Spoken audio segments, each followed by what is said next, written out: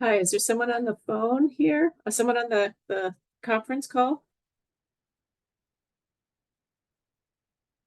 Yet?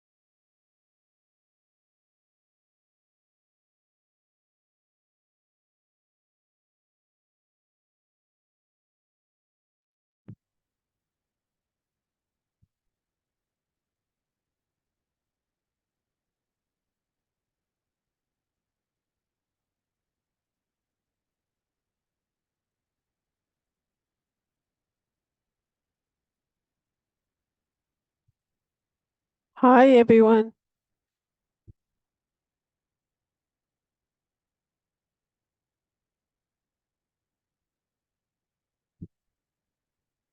Hey, Kathy.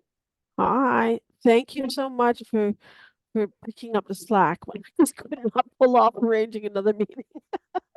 Sure. Yeah, I just What had are we you just doing?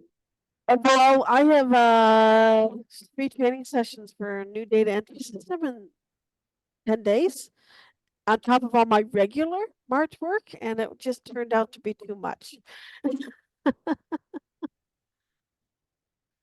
Yeah. How was your Yeah. Kathy, Jay? It was great, but it was quick.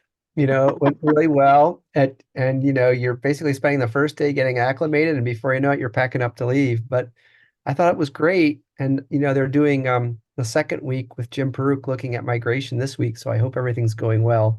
I know we'll probably not have Natasha nor Sherry today because they're both, I think, involved with that group. So I hope they're having great weather and it's been nice.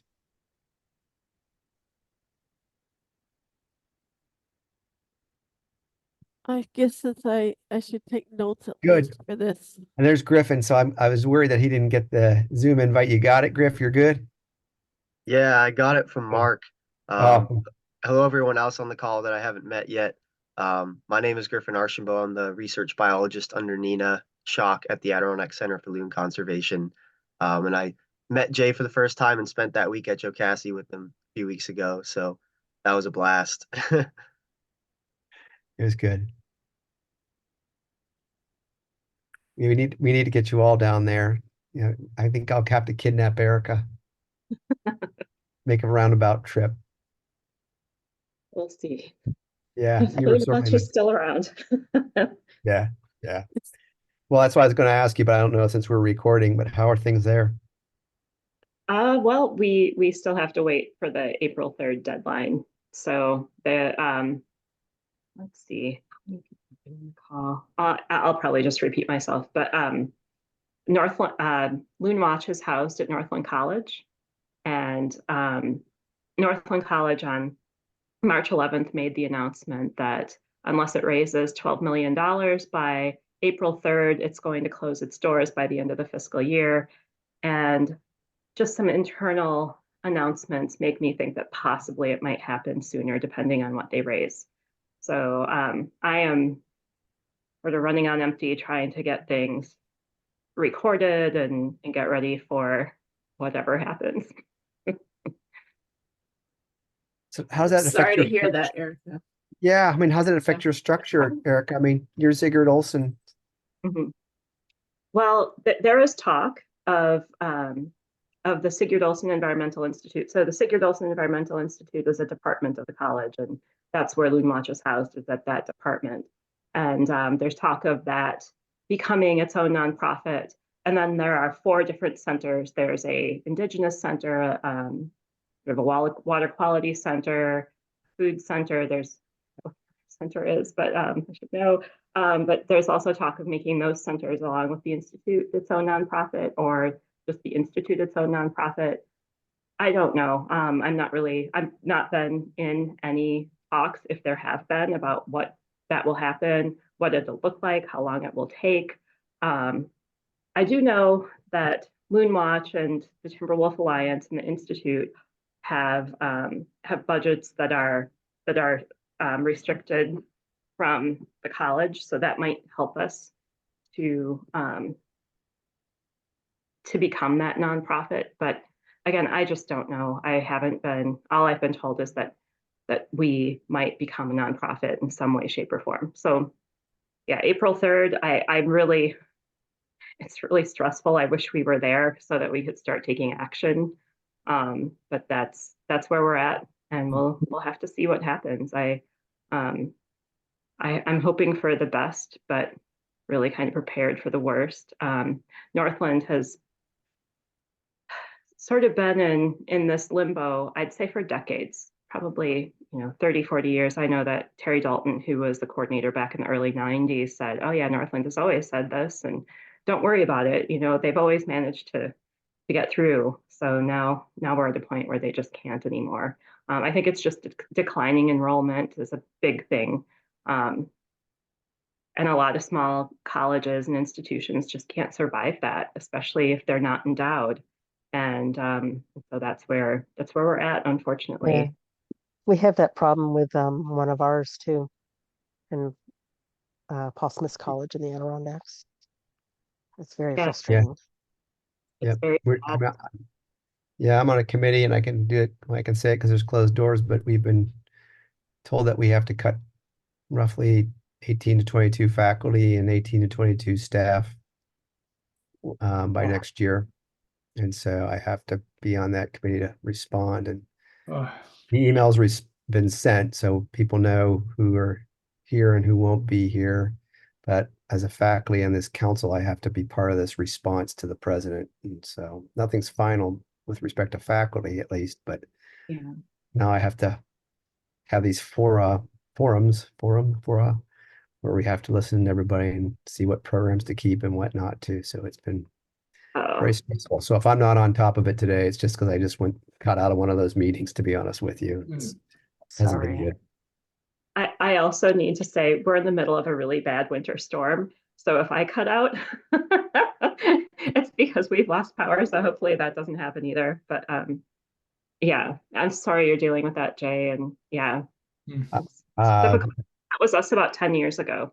That's just gonna say I don't envy where you are, Erica. And is there anything we can be doing as a group to help support you and to support Sigurd Olson and Loon Watch? I'm just trying to think if this happens, which I unfortunately think it's likely to happen.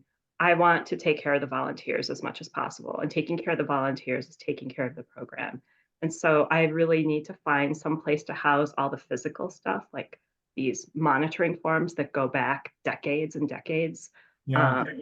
That's a big concern. I'm hoping that maybe somewhere in Wisconsin, possibly with Wisconsin Lakes Partnership, I can do that. But the volunteers I'm very concerned about, because they contact me. I get contacted every day, phone, emails, sometimes even texts with questions, ranging from can you come and look at my lake? How do I do an artificial nesting platform? Like those sorts of things. And so, I'm curious about this loon behavior. I'm concerned about, maybe this loon is entangled and what do I do? And so This- having a number of people that are willing to maybe provide their emails so that they could, their email with like, this is what I'm expert in, that eventually I can email my constituency and say, I'm not going to be here, but these folks can answer your questions. I think that would be enormously helpful if anyone here is willing to. So to is do- there any possibility that Extension would step in? UW Extension, anyone from Extension, even the master naturalist? I don't know. I've heard from Mike Engelson, Mm. and so we're going to talk after the convention. So, but I would have to talk about that with our director too, because he wants to sort of put this nonprofit together. But ultimately, I'd like to find some place for Loon Watch, because also the Loon Rangers are going to want a place to send their monitoring forms. Sure. If we don't have a physical house in November, then where can they send their monitoring forms? Like maybe there's some place within Extension, some physical place that they can send if someone is willing to Well, do. so Erica, I'm willing to talk to anyone here because I know that things have become rather centralized at UW with Extension. Sometimes it takes a physical, like person to person.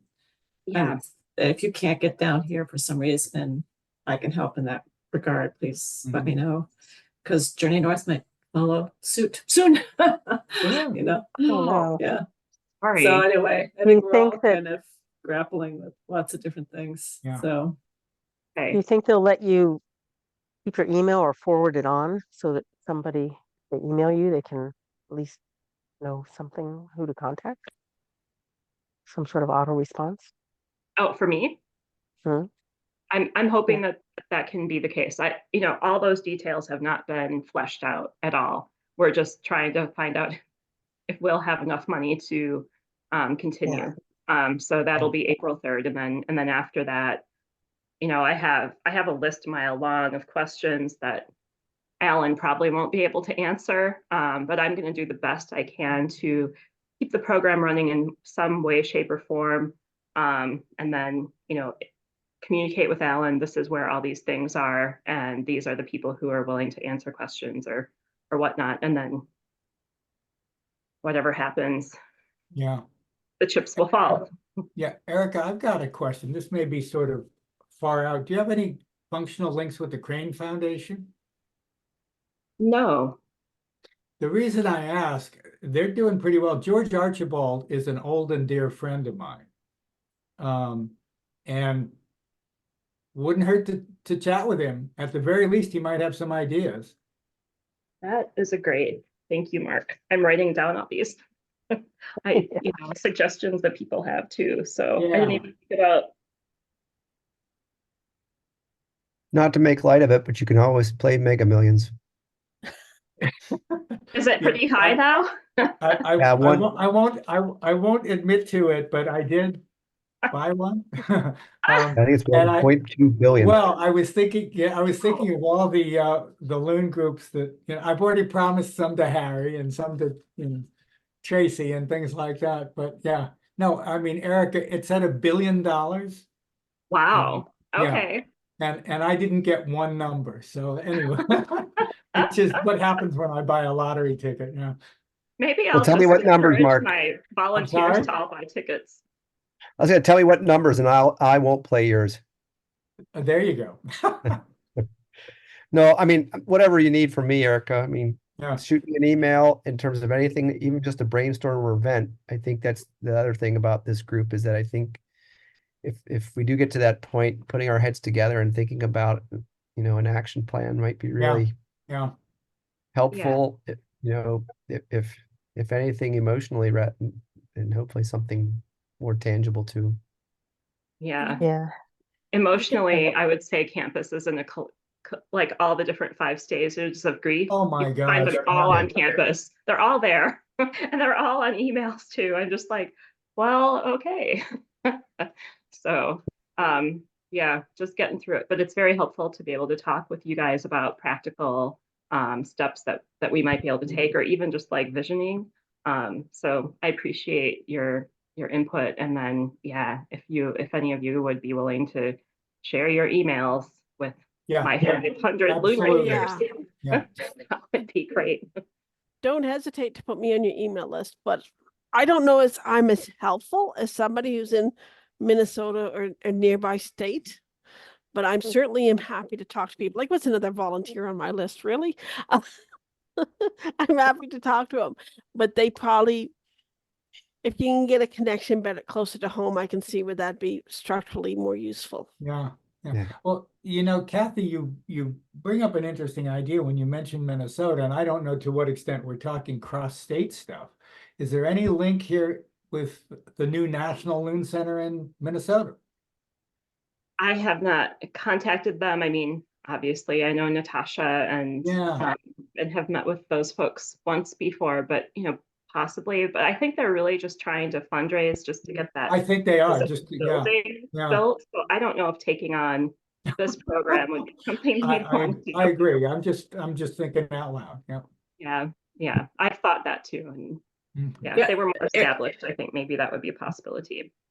Erica, I'll give you one glimmer of hope here Okay. from the Thanks, monarch, Nancy. from the monarch world. There Wow. was something that Karen Oberhauser started at the University of Minnesota called the Monarch. Oh, it was a part of her lab, but then it spun off when she left. It came to the Arboretum, now called the Monarch Joint Venture. Sure. They have done incredible. I've just been so impressed at their fundraising effort. But I think one of the tricks was that the monarch larva monitoring project, which is all about breeding monarch monitoring efforts, was a shared responsibility between the University of Wisconsin-Madison Arboretum and the Monarch Joint Venture. So as a way to distribute the cost of managing this citizen science project. But they are just a powerhouse. So I'm just putting it out there to look at that model, and that maybe, maybe there's something there for, with if you talk to like Chad Cook at Extension and just saying, is this a potential model to share responsibilities, at least for a little while? I don't know. Another Wisconsin person, Erica, I'm sure you've thought about this already, who might have some ideas, not that he has any money, but Kevin Keno. Yeah. Are you seeing the office in the chat, Erica? Oh, yes. Okay, because I figured you should be copying and pasting those, like me copying and pasting those won't help. And yeah. Well, hopefully it's as smooth as it can be in the transitioning of whatever it is. Like, what do you say here? Like, something's going to go down, but you don't know what. It's always the worst part, not knowing, isn't it? Yep. So, Well, we should get started with the meeting and we should. yeah. Yeah. So Kathy, yeah, go ahead. So I had a question for folks, and I was really hoping John would be here, but he's not. Maybe he's starting to get into field work. Laura is on the call. Laura from Quebec, and we've got an interesting question from one of the national parks in Quebec. Just for reference, a national park is a Quebec park. She had a very interesting situation. It's twofold last year, and the one that's obvious, she lost all hatch in one event. She lost all hatch on, it has to be close to 15 different sites. But that's not the one she would like to have information on. She's trying to find out, and she's doing some messaging this year on how to communicate to fishermen about loons going after lures, because they're getting a lot of, it's one of the worst places I've heard of in Canada, where the loons will go and attack the lures on the fishing line while the guys are fishing. And I'm just wondering if anybody else, what's the messaging they do? That I know I've heard the messaging that pulling the line, go fish somewhere else. Is there any other advice that people give people, just so that when I'm talking to her, I know what the best practices are right now? Well, the comment, and was on email with several of you earlier about this. I mean, I totally agree with that. The other thing that we've seen, and we've got in Maine and Vermont in particular, that exacerbates this is people feeding loons. You know, either people from boats who are tossing minnows or tossing fish that they don't want, or people going out on their docks. We've even had people who go out and buy minnows to feed the loons from their docks. And, you know, anything that's going to make the loons associate people with food is bad. I don't know how, maybe Laura knows the area better. I don't know how many people are in the area. It's That's a good question. I'm it not doesn't sure. look like that dense of a population. Okay. Maybe not, but like national parks are quite popular in Quebec, so I would say that there might be like some visitors going there. But we could ask her if like how crowded it gets. Mm-hmm. So that's a good point to put out there, that it's, and you know, I just saw something on Facebook this morning about somebody feeding bald eagles. Yeah. And It's a so it's the huge same problem. thing, Huge problem. huge problem. So other than that, suggesting you pull in your line, you go fish elsewhere, does anybody else have suggestions for the, like, I know I think John was dealing with some in New Hampshire, but does anybody else have this problem where the literally the fish are going, the loons are going after the fishing lures while they're on the line? Yes. We've had the issue in Massachusetts a few Yeah. times. But we've used the same message. We just ask them to pull in the line. Yeah. Okay, for whoever wants the loon restoration, whoever wants to be added to the working group thing, there is a link at the bottom of the agendas. I'll put it in the system and you just add yourself. I don't add people, I let you add yourself, and I'll put Great. that in the system. But thank you, that so everybody's got the same thing. That's the best thing to do, is to Mhm. just tell them to pull in the line. I think so. Yeah. Yeah. I mean, if they've been fed, they're going to pursue people wherever they Yeah. are. And that's, I mean, Kevin and Linda would be great to be on this call because they've dealt with that numerous times. They've rescued the same loon, I think, 3 times because it had been fed. It eventually died from lead poisoning. Yeah. So it's all about individual habituation. Are we I- seeing any signs of, like, this is a new term I have because I was learning all about it for bald eagles the other day. Generational habituation with the species. Do we see that at all? It wouldn't surprise me a bit, but I can't say that I've seen it. I mean, I have a picture that I put in a newsletter that Linda took of a lady on her lake who was taking a picture of an adult and 2 chicks that were right on the shoreline, and they were obviously begging from this Yeah. woman. Yeah. Linda knew that they had been fed by hand, and Yeah. they don't distinguish between individual people. I think a lot of people are like, oh, they know who I am, but they will only feed from me, but they don't understand that that's not the case. They just see human and they think food, and they just, that picture was very strange. Loons, they look like dogs begging from shoreline. Yeah. So it's pretty obvious when that happens, I think. There's actually a YouTube video that I've used during some talks of an angler who's got a small sunfish on the line and he's teasing a loon with it. He teases the loon in the water on one side of the boat, and as the loon approaches it, he flips the fish to the other side of the boat. He's just playing with the loon. But I think generationally, I think those chicks may have Sure. learned from that parent because they were Yeah. right next to the parent, Yeah. and possibly learning, oh, this is where I get food. Yeah. And Kathy's right. It's a big issue with bald eagles. And of course, it often concentrates bald eagles where we don't want them to be, which is near loons. So, Okay, well, that's very helpful. So I think that's the biggest thing, is just to kind of have the same webpage, the same ideas. Do you guys know, is it worth my while bugging John Cooley about this? Does he get enough of them in his area? Or am I going to get the same answer? My guess is you'll get the same answer, but it certainly never hurts to ask. Oh, I don't think Tracy or anybody from Maine Audubon is on today. I don't see anybody. They're having a big storm. There's a note up here Oh, that I believe been me, put on. we just got power back, so yeah. So we have to give her some stuff. And I want to mention to those who the agenda went out a bit differently this week because somebody else sent it out to me and they didn't leave it to the very last minute, like everybody's used to, talking about habituation. So my apologies if you did not get that email last minute. You actually got it in advance, which is a good thing. It is a good thing. It was sent on Thursday. Hi, everybody.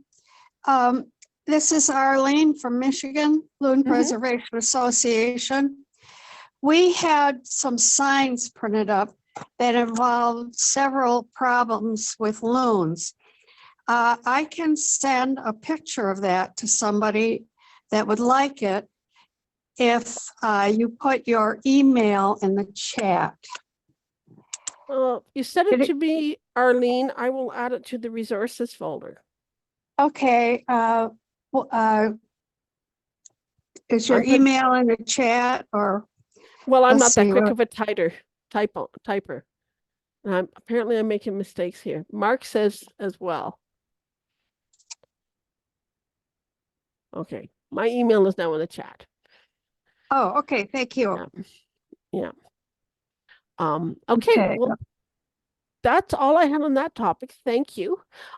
It's nice to know it's not Esther. It seems to be very localized, if I follow this right. Like I've heard it most in Quebec and Canada. I've heard a couple places in the States, in the prairies, and that's all I've heard.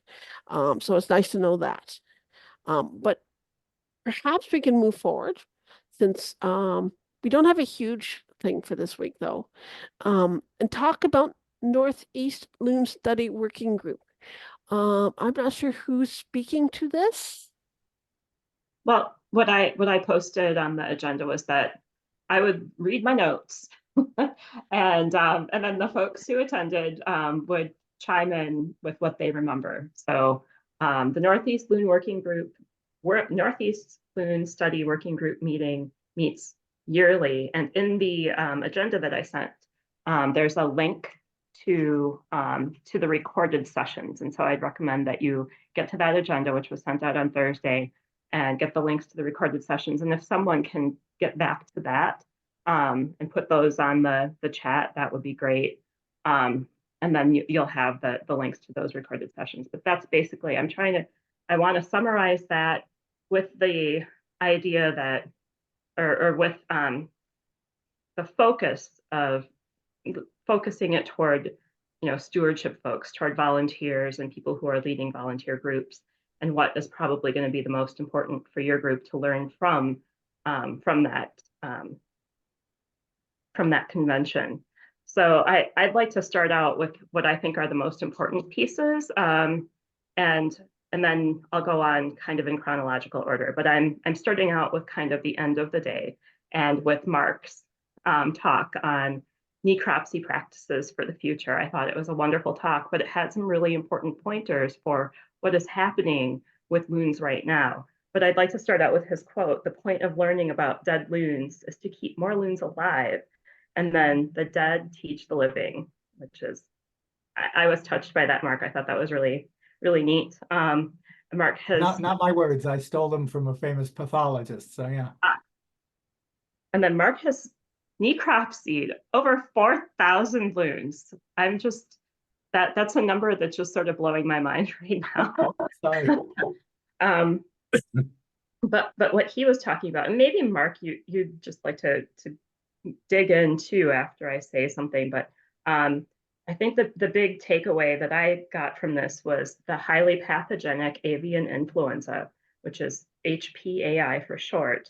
It's been around for 2 years, and it is that is a virus that mutates pretty easily, and it has apparently mutated. It is now global. It's from the Arctic to the Antarctic and all the way around the world it's found. It has killed birds as well as mammals, marine mammals, land mammals. It's really gotten around. In the past 2 years, it killed approximately 9 loons. But when Mark was talking, the 2 weeks before the Nelswig conference, it had killed 10 loons in 2 weeks, but it had been 9 loons in the two years before.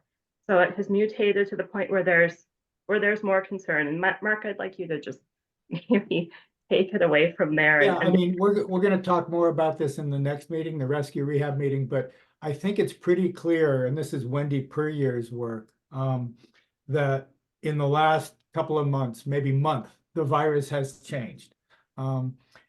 Just here and most of her sampling is from the mid-Atlantic states up to, well, they're currently working a little bit in Atlantic Canada. But you know, a lot more shorebirds, a lot of sanderlings, a lot of diving ducks, particularly scoters. For the first time, loons in some numbers, both red-throateds and commons. You know, as you said, I mean, we've got 9 or 10 positives in the last just couple of weeks, and there's another 9 or 10 pending that will probably be positive. So the virus is different now than it was a couple of months ago. And one of the things we'll talk about in the next meeting too, and this is a Minnesota thing, is the first case in the world in a ruminant was seen in a goat in Minnesota last week. So we've got an entirely new group of vertebrates affected. And, you know, it's killed at this point hundreds of thousands of marine mammals from on the West Coast, on the East Coast of the United States, gray seals, hooded seals, harp seals, approximately 20,000 seals in Chile, and in the Antarctic. So this is serious stuff. And on the ProMed listserv, just a couple of days ago, there was a notice that there is a new form of the virus being found in people in China. And this is an H9N5, I think, which is, so all of a sudden the virus is doing things that it hasn't done in the last few years. We don't know what this means. But everybody's antennae are way up. And one of the discussions at Nelswig was not just how we're going to have to be much more careful during necropsies, but how people may have to be much more careful during rescue and rehab and during field procedures. Yeah. And wearing, I guess I think about this with, so I have about 500 volunteers volunteer for Loon Watch in Wisconsin.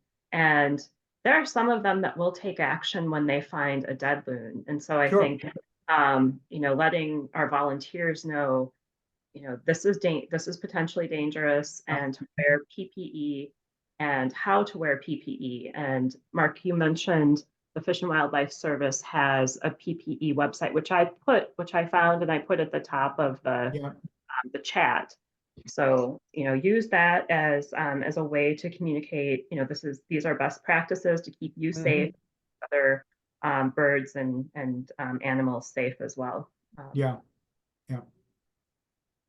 I mean, we're not telling people to stop doing this at this point, but we're telling people all of a sudden you have to be much more careful. I mean, it's like the COVID precautions, masks, gloves, disinfect, and all that, plus a little bit more.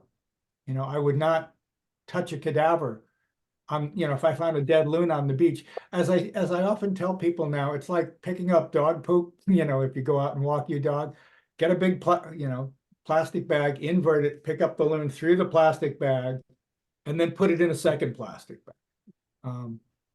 You know, it's not as contagious as measles. At least we don't think it is yet. But we want to be really careful. And don't put it in a freezer where you have food that you're going to eat. Absolutely not. Under no circumstances.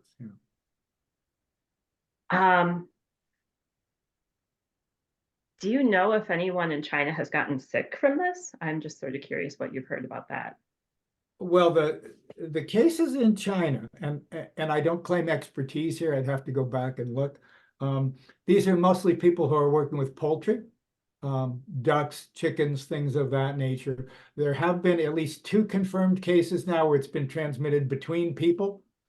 You know, somebody got it from the poultry and then transmitted it to a family member, which has everybody really concerned.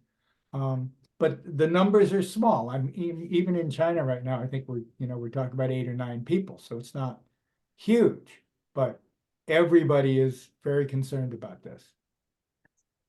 I think it's important to know too, how the virus transmits too, because it's not a respiratory virus. And it's a very hardy virus compared to COVID, which dies within a few hours. It's very hardy.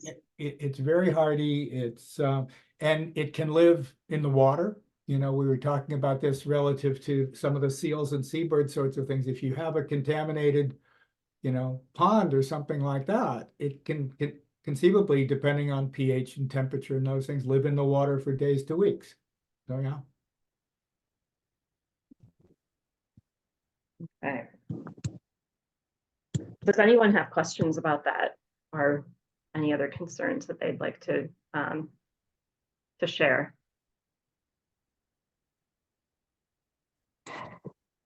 Is there a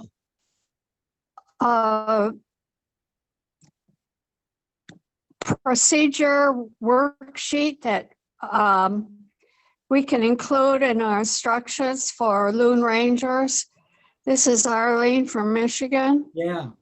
Well, I think the one that Erica was talking about, the PPE for field personnel that U.S. Fish and Wildlife Service puts out is probably pretty good. Yep. Okay.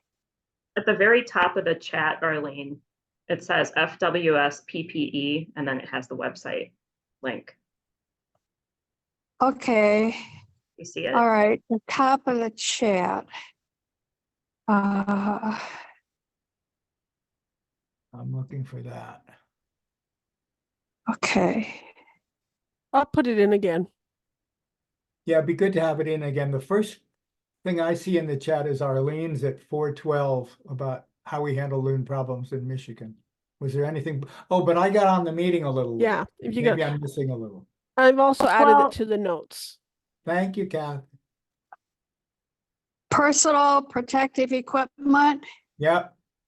Yeah, and Kathy has just put it in the chat too. Kathy in her guys. PPE. That's Okay. very good. Let Yep. me. Okay. Yeah, because that's the best way for us to let people know. Yeah. And we'll be sending those out soon. So,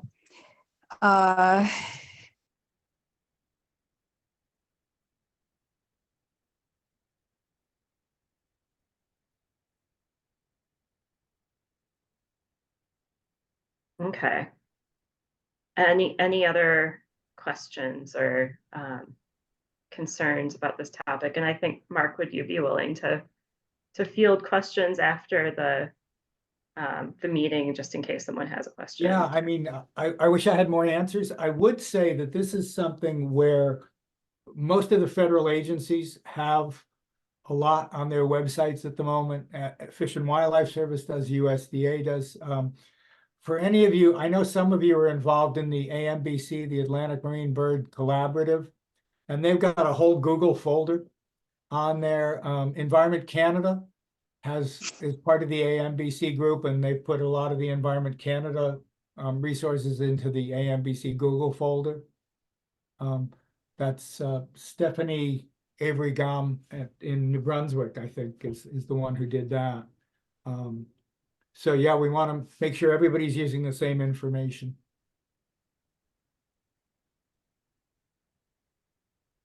Okay. Good. Thank you, Mark. Sure. Important stuff.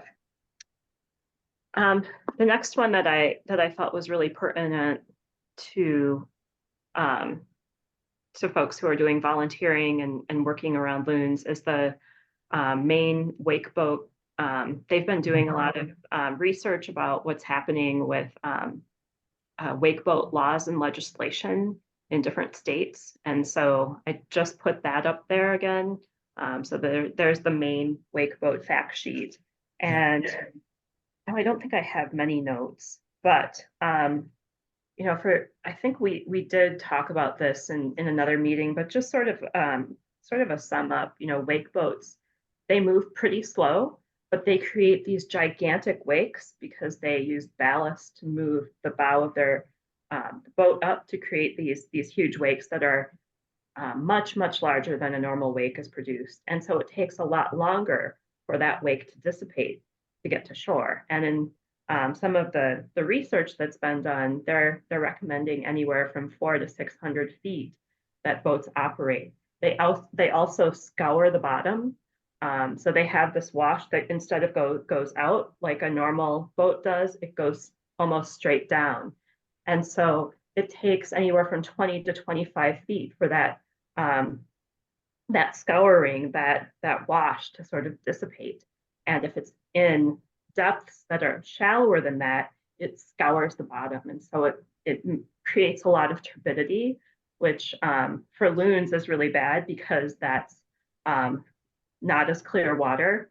And then it also can bring up a lot of toxins as well, and get that gets into the water as well and can create problems. And not to mention that huge wake, loons obviously nest right next to shore, and the wake, if it's coming from, a place that's too close, can wash out the nest pretty easily.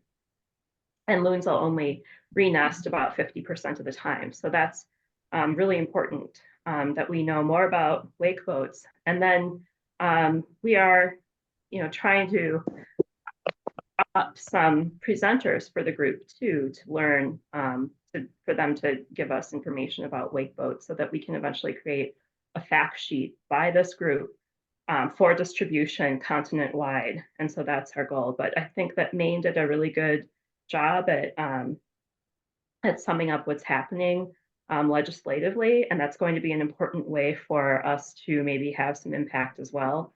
And just let your legislators know, that wake boat legislation and laws are important for not just for your lakes, but also for loons. It can also cause property damage. It's a safety concern. I've heard, I've attended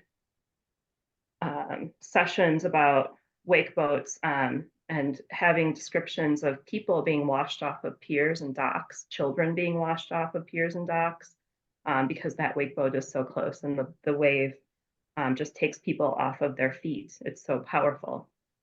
So it's also a danger to people, let alone, shoreline erosion.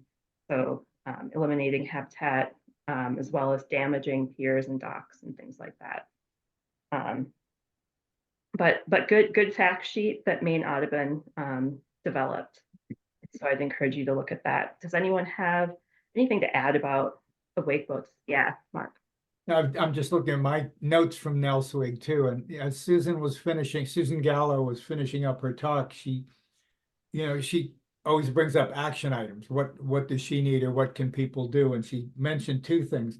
One is there aren't enough clearly documented cases of wake boat damage. And she said things like photos, videos would be most helpful to show clear documentation, particularly if you could put together an impact story on a charismatic species like a loon or a child. If you can show loon nests that have been washed away, or loon platforms that have been upended or something like that. She said when she goes to work on the legislation and talks to legislators, she needs that, the visual and documentation to really sell the story. And that's a good opportunity for me, and I think anyone leading up a volunteer organization, is to ask our constituencies for photos and videos. Yeah. Because that's where I get most of my great photos and videos for my training sessions and presentations from loon rangers themselves who are experiencing it.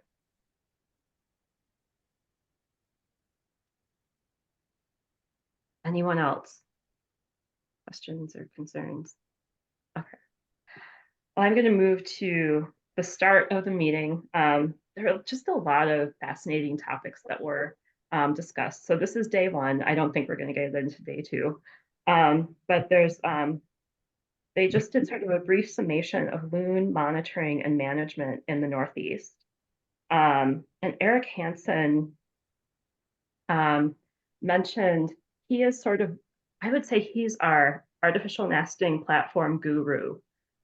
He knows a lot about platforms, and he has sort of specialized them for different environments. And so he mentioned having goose guards and muskrat guards on artificial nesting platforms. I don't know what that looks like, but I think we need to engage him in another session for us, or maybe we can work with him to develop a fact sheet about artificial nesting platforms and plans.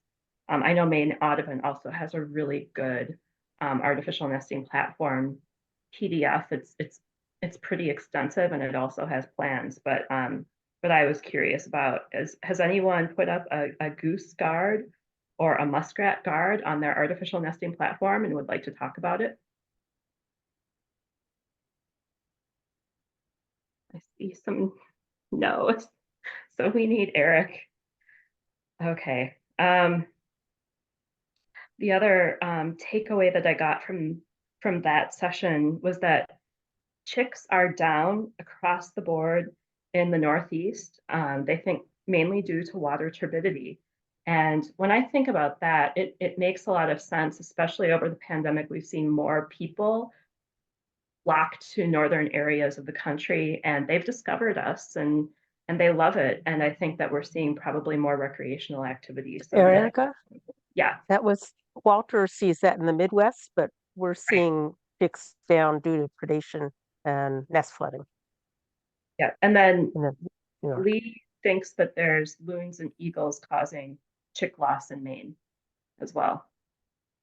So yeah, I'm going to talk about, well, if I get to it, I'll talk about Walters, but someone mentioned this about the Northeast as well.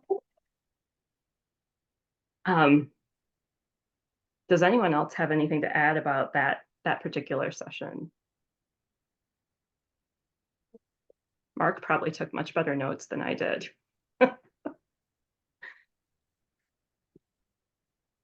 Okay. Well, I'll move on to the next session was on loon nest flooding 2023 and beyond. And so the Northeast, I remember watching last year, watching the news. You guys had just tremendous storm events that caused a record number of flooded nests. 1/5 of the natural nests were lost due to flooding in New England. That's a lot. That's pretty disturbing. And then the climate projection is that there are going to be 40 to 104% more extreme precipitation events compared to the past century because of climate change. And so this flooding is going to continue. There was one particular example that moved me where, I don't remember who said this, where eggs hatched that had been underwater for 12 hours. They were in 72-degree Fahrenheit water, and they hatched 28 days later. So they had just been newly laid.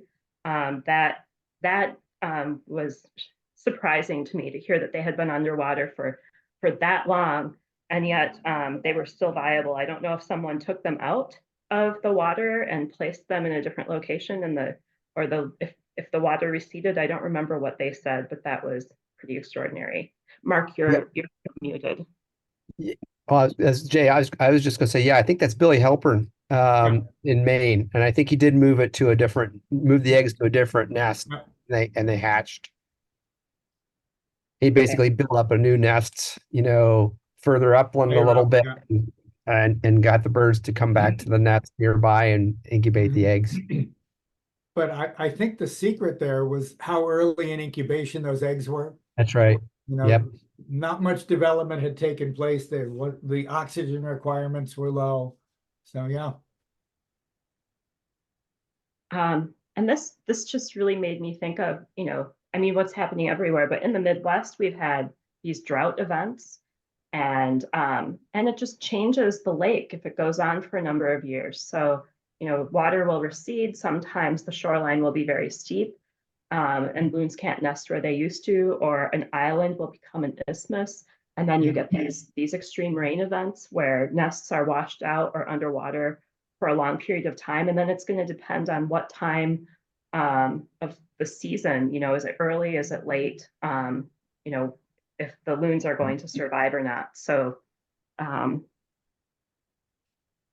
I think that's something that we're going to have to contend with. And when it comes to loon watch in Wisconsin, I've always been, put out artificial nesting platforms for 3 reasons, and that would be for mainland predation, if the nest is getting predated over and over again, if the shore is so developed that that there's no place for loons to nest, but still they seem to want to nest in that lake, or water level fluctuations from reservoirs, from a utility that is causing those fluctuations. But now I think we can maybe recommend artificial nesting platforms for climate change. And loons are going to probably need to choose, are they going to want to nest on that platform? Are they not?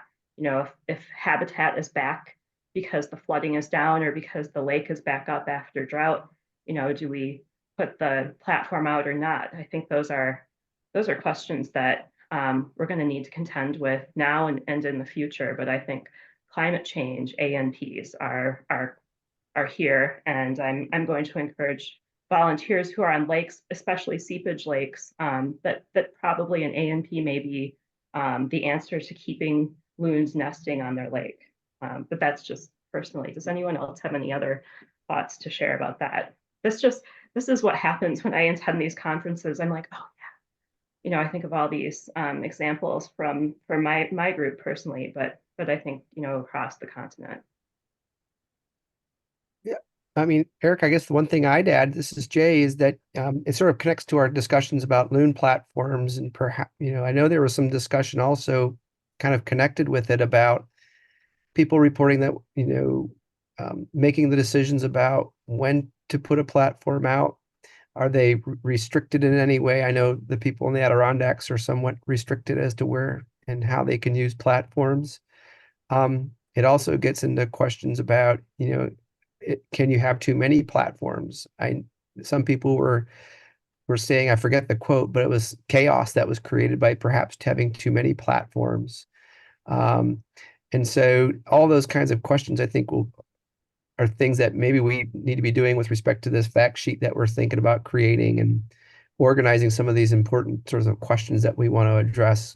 There appears to be a lot of them out there, from how do we decide when to put a platform out, to when do we have it out, to are we allowed to have it out? When do we bring it in? When do we decide to stop trying and not try to get them to nest on a platform, to long-term issues like climate change and sustainability of populations. So it's I think maybe a topic that I know I'm supposed to be leading a committee on this, but really think about all of these types of questions, because we're all a little bit different, and maybe as a group, maybe we can all think of some I don't know, commonalities that we can be doing with this fact sheet. But after attending this meeting, and just to glom onto what you reported, there's so many differences in each of our environments. It sounds like New England, a lot of, or if not a lot of the lakes are managed. Sounds like most of Erickson, Vermont are, and most in New Hampshire are, from listening. And so it's really kind of interesting to see the big difference between the importance of nesting platforms in a very managed environment in New England versus not so much, in Minnesota and Wisconsin. So, sorry, I'm rambling a little bit, but that just, opened up Pandora's box for me.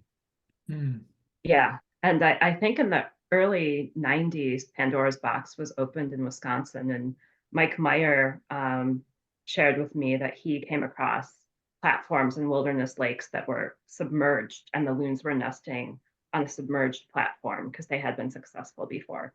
So yeah, there's a lot of concern I have as well. I no longer have a an A&P plan on the website because of what Mike had told me, and I just steer people to certain plans. The other thing too I was thinking about was, the nanoplastics and microplastics, and Yeah. what kind of platform do we want to encourage people to use? I'm encouraging them to create more natural platforms for more natural materials, although you can't completely get away from plastics, but yeah. Yeah, I mean, one of the things that I know Tracy Hart has been working on in Maine is not using foam flotation anymore. There are hard plastic, what are they called? Oyster floats or something like that? Right, oyster floats. Yeah, that I think people are starting to use because they just don't bleed off as much in the way of microparticles. But that's a real concern. And for those of you who, are relatively new to this group, Eric Hansen did give a presentation on this topic in October of last year. Yeah, And you can actually access that presentation. It's quite good, last October. And, I thought maybe we can, when Eric has time, grab him again and really think about some of these questions. I personally, thought about creating a questionnaire to really get a feel of all of our different organizations' viewpoints and sort of the way in which they decide how to use platforms, when to use them. Because when I left Nelswig, I thought to myself, boy, there are stark differences with respect to all these different factors. It's really kind of interesting to see everybody's approach to using them and maintaining them. And it's interesting, like going from like you said, Jay, very managed lakes to the Midwest, where we have so many lakes and so many loon rangers. We don't have a database to keep track of all of the artificial nesting platforms. We're just putting out information and recommendations, and there's just no way to know what's out there, unfortunately. And there's a lot of mavericks. There's a lot of mavericks. We have done the opposite of you, Erica. We've actually made our blog and our platform information a bit more prominent on the website to try to counteract some of the unusual ones we see out there. We just scratch our heads and say, I don't know what they were thinking. In the hopes that they will come to us first and we can have a discussion with them. But I would say, if I'm lucky, maybe 10% of the people who are actively treating it like owl boxes. They want to put one up, so they put one up without thought. Yeah. And it's unfortunate. And I think all we can do is keep getting consistent on the messaging. And ironically, a lot of the people up here who want platforms, they go and find Eric. They find him online, which, at least they're getting good information from him. But I think that's kind of funny. And perhaps I'm always a little concerned about the lake size differences, because I think he also uses some fairly small platforms, and we have some big lakes with a lot of water and a lot of wind. Yeah. Yeah. I mean, placement is important too. I don't know, for Loon Watch, I just feel like having information about platforms to help them decide whether or not the platform is right for their lake has been the most important. And oftentimes when I talk to them or email them, they're like, oh, I thought we would just put one out and they'd come, or we put one out and they'd go to it instead of their nesting location where they normally nest. And learning about, loon behavior is crucial to making up your mind whether or not a platform is necessary. I've got a question, and this is based on my ignorance. I am generally a non-user of social media, but I hear from the Grenzers all the time. Kevin and Linda in Wisconsin. I mean, they've got a fair presence on their Loon Facebook site. I don't know what else they've got. Would this be another way to get out information of this sort to it? I mean, some of the public are going to come to the professional sites, like Birds Canada or LPC or whatever. But a lot of people hang out on social media. Are we using the wrong tools? That's a tough one to say right now, especially with the re-evolution of modern social media. It does not have the power for sharing science that it had 5 years ago. Yeah. How about a little TikTok video about I don't know. I don't think that's true about Facebook. There are quite a few different Facebook groups about loons. Yeah, And I have one and it has thousands of people. yeah, And there's another one that has like 10,000 people. yeah. Yeah, but So, they're already engaged. They're not the ones who are not bothering to look up research information. They are already engaged. So I think they'd all be the ones that would go to the websites that you probably no doubt share with them, Gail. right. It's a way for us to get information out. Yeah. But I mean, could you put something very simple on some of these Facebook social media sites saying, don't put out a loon plow, do not, until you check with the following, because you can hurt the loons if you do it wrong. Right. And we can have a nice picture of a dead Yeah. floating loon. I've got lots of those. I mean, let me just say one thing that I think you're, what Gail was mentioning. I do think that there is a ripple effect. So even if these Facebook groups do have a captive audience, you have no idea who shares what. Yeah. And I do think the catchment is much larger than perhaps just the followers of a particular Facebook group. Yeah. So, when I put out messages, I frankly have no idea where they go off to. So, but I think the important thing is to kind of come up with some consistent message that the people who are expert in this would recommend putting out there. So, yeah. But Jaden, you had something to say, I think. I was just kind of talking, or I had a comment about like our types of lakes here in Minnesota and how we select for deploying artificial nesting platforms with our reimbursement. And we have a scoring tool that considers littoral area for lakes. And so with lakes with a lot of littoral area and not so much littoral area that might have changes with water level fluctuation based on extreme rain events or something along those lines, we score those lakes a little bit higher with the impact that those extreme weathers could have. So in Minnesota, we're really lucky to have our lake finder, and we're able to see a percent of littoral area. And so we're able to better understand the impacts that extreme weather events could have on those types of lakes. So we also considered fetch depending on the A&P location and the amount of wave action or wind that these platforms could face. And that helps us kind of better understand where we're able to support reimbursement for platforms. But again, that's just how we're able to kind of guide how we're deploying platforms based with the funding from our restoration funds. That's awesome, Jaden. Would you be willing to share that with our group? I'd love to. Yeah, I can try to look to see and just confirm that I'm able to share those documents. But I can also share about a rough percentage of littoral area. So I'll look into that a little bit further. Thank you. Cool. I had an interesting phone call, I think 2 weeks ago, from someone in the Yukon, which I don't get many loon calls from the Yukon. And their concerns again were about rare events for the water. They've had enough flooding in events in the last 3-4 years that they've lost all hatch. And I said, explain to her a traditional platform with cedar logs. And the first thing I get is, we don't have cedar. There's no cedar up here. Right. So there's something else to consider. What if you're going to do a naturalized platform? What do you use if you can't use red or white cedar? Do they have tamarack? She did not say tamarack. I think she's too far. I think they have spruce and spruce. Yeah. Maybe fir. So. So it's just it's another thing that you just don't consider for something like that. Well, any other comments or questions? We are over our time, and I can and we've barely scratched the surface of the meeting. So, but I think we've scratched the parts that are really important to our stewardship group. Eric, I just had one quick comment that maybe echoes what Jay was saying. I was impressed with, and I forget the person's name who talked from the Yellowstone effort with the Carl monitoring, right?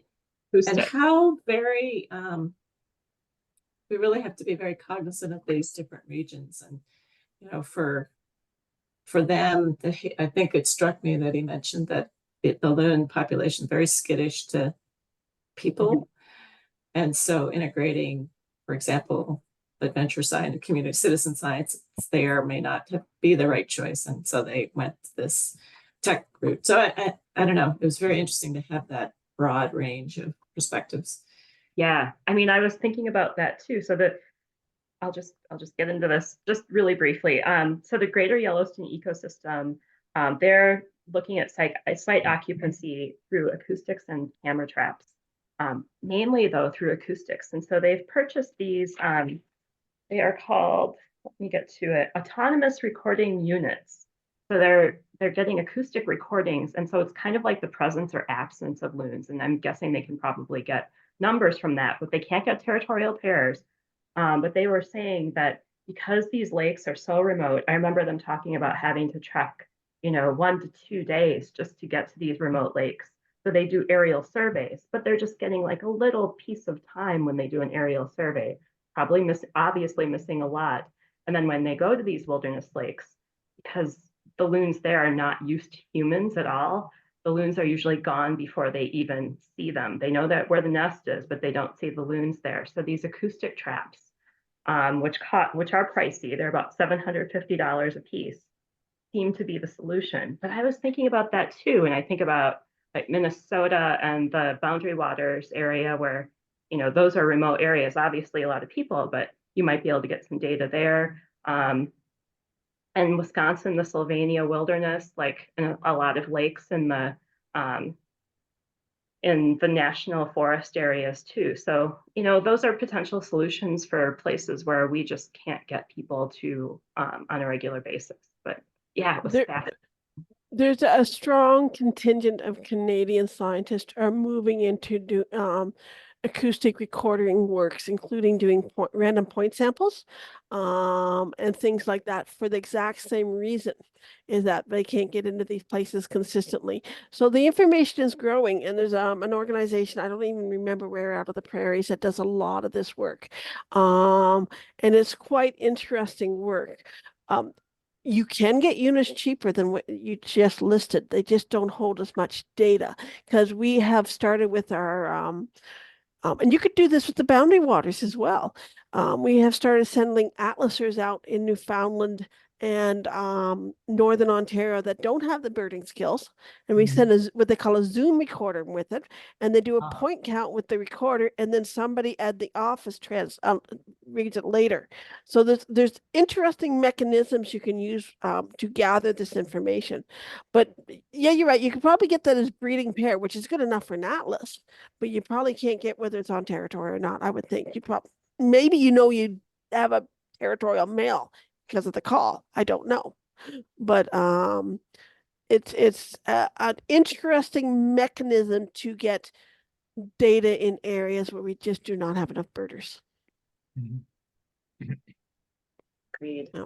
Yep. And The yeah, other, and this is peripheral, but the other thing that came up at the end of that talk, we got it, this overlapped with the wake boat talk, and we chatted about whether or not the acoustic monitors could be used to quantify in any way boat traffic. And maybe even tell different kinds of boats apart.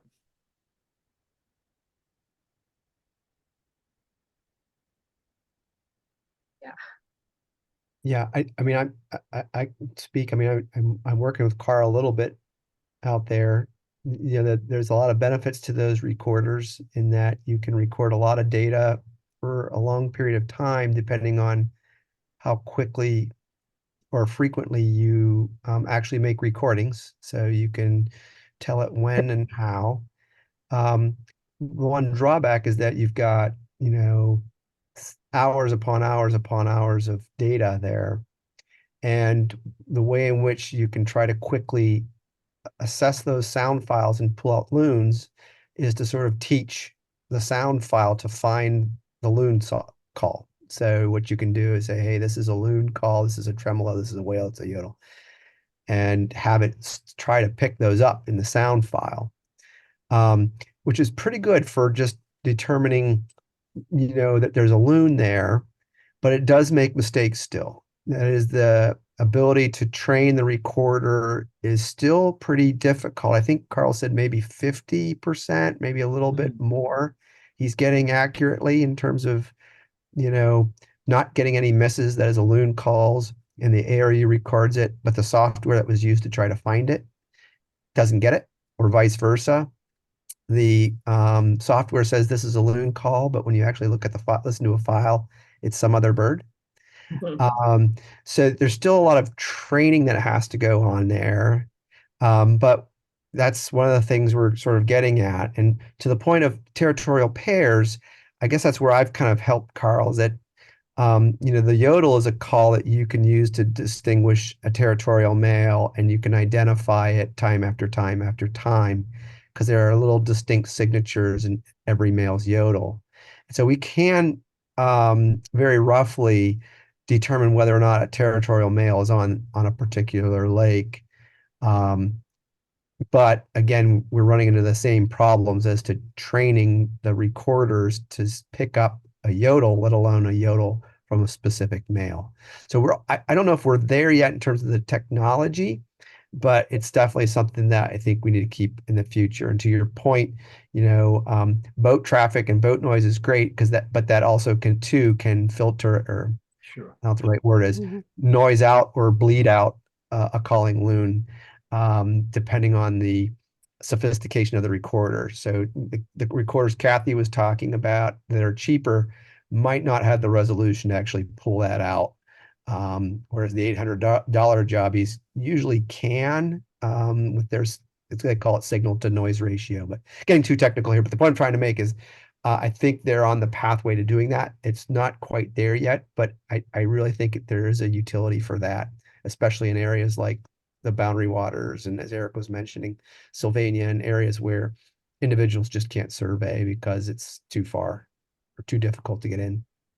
Yeah, I think one of the other ways around that, because you're right, there's some programming issues. They've been trying to get these things trained to identify, and they're not as successful as they would like at this point. I think one item I've seen other people do is they do random point counts. They take that whole 16 hours of data, and they pick a number, and they do so many random counts of that data collected during the summer. So it's comparable, say, to multiple point counts on the same site.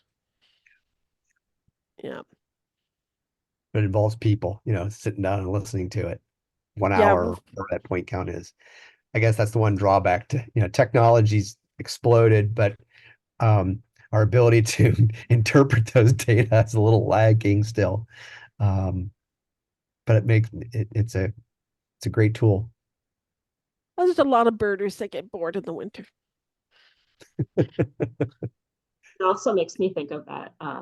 Cornell put out that Merlin app, and you can record, just fun for loon rangers to be like, oh, I don't know if they are sophisticated enough to distinguish between tremolo and yodel, but Merlin is quite good. It's not going the way the programming is set up. It's not going to identify different species. I personally find it sometimes have a tough time with deep sounding calls. Like I can be standing beside an American bittern and it doesn't pick it up. It's like, why? It's right there. Why don't you get this bird? But then you're also using it on cheaper systems, right? Because you're using it on a phone. So you don't have that range of distances and things like that. So it's good. And it can get better because they have a built-in mechanism where you tell them when they're wrong, if people like me bother to tell them, because that will help improve the knowledge. But it's far from perfect. Yeah, that's a signal to noise question there, Kathy, because often, Merlin's been trained to use less memory. And so what it does is it determines the bandwidth by which it's sampling, for lack of a better word. It's basically, depending on how loud it is and how windy it is, it sort of compensates. And as a result, sometimes you miss something that's low frequency, low noise, like a bittern call, when the phone has sort of been told, hey, you're going to jump to this bandwidth and sort of focus on this set of amplitudes and sets of frequencies. And you can see that sometimes if you record the same area when it's windy or not, you'll see that sometimes you can pick up the bird singing and sometimes not, because there's this little built-in correction on Merlin, which is great for birding, but I don't know how good it would be for surveying, because that's something that, they've trained Merlin to do, which could mean that you miss some individuals, like you said. Yeah, all depend on the species. Well, it's been great. We have not got as far as we wanted. We should probably head out because some of you guys have another meeting. Erica, best of luck in the next week. Thank you, You know Kathy. where to find us if you need. I will keep you posted. And I will put the notes up, and thank you everybody for stepping up and looking after getting this meeting ready this week. Kathy. All right. Goodbye, Bye, guys. folks. Good luck, Erica. Yeah, Thank good you. luck, Erica. You know where to find Let me me if you know need. if you want to be in touch with George Archibald. Yeah. Okay. Thank you, Mark. Yeah. Let me know. Bye.